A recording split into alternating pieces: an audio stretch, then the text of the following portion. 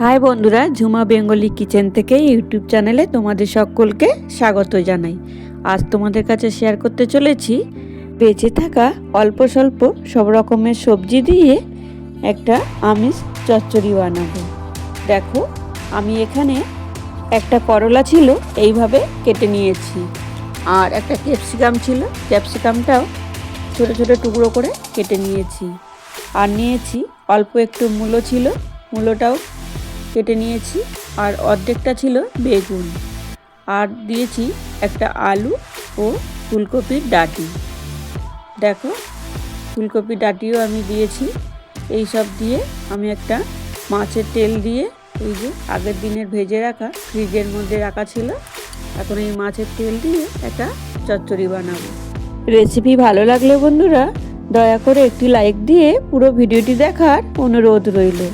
দেখো, গ্যাসের flame on করে কড়াই বসিয়েছি। কড়াইতে প্রয়োজন মতো সর্ষের তেল দিয়ে ফোড়নে দিলাম শুকনো লঙ্কা, তেজপাতা, পাঁচফোড়ন, কেটে রাখা কাঁচা লঙ্কা, আর ফোড়নটা দেওয়ার পরেই সব সবজিগুলো অ্যাড করে দিলাম, দিয়ে এবার নেড়ে চেড়ে রান্নাটা করে নেব।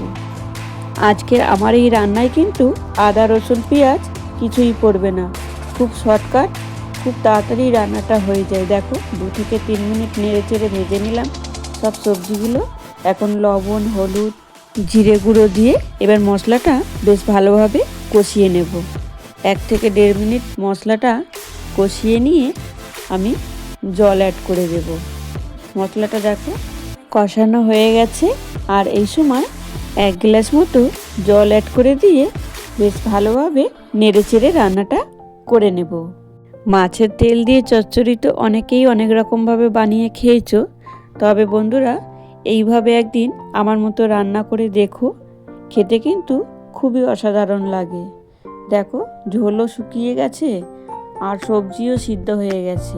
এবার মাছের তেলটা দিয়ে বেশ ভালোভাবে নেড়ে চেড়ে রান্নাটা করে নিয়ে নামিয়ে নেব। দেখো, আমি এখন একটা সার্ভিং বলে সার্ভ করে নিয়েছি।